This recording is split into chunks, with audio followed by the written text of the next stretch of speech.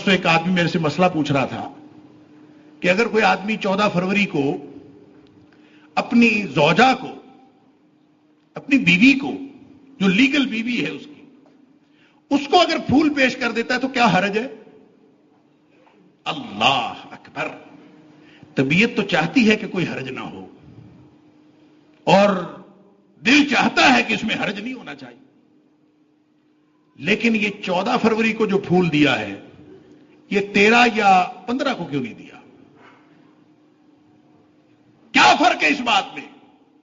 अगर वही फूल 13 को दे दे, 15 को दे दे, तो फर्क यह पड़ता है कि उस बेहयाई के त्योहार के साथ रिश्ता नहीं जुड़ता।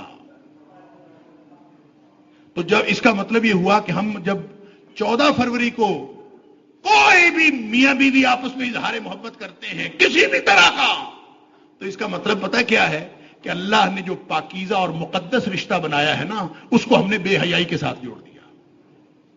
यह फर्क पड़ता है।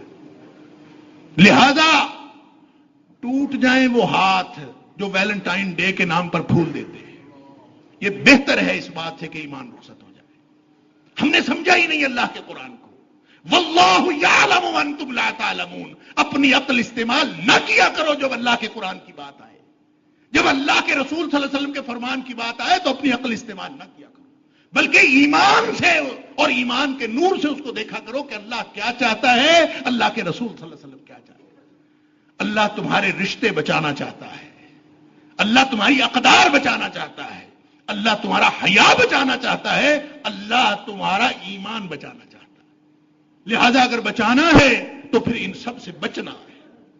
ये दिल की तस्वीर बना ली, ये फूल पेश कर दिया, कहते क्या फर्क पड़ गया इससे? ऐसे मौलवी हम जिस दुकान पे जाएं, जिस होटल पे जाएं, वहां भरे हुए फूल, दिल लगे हुए।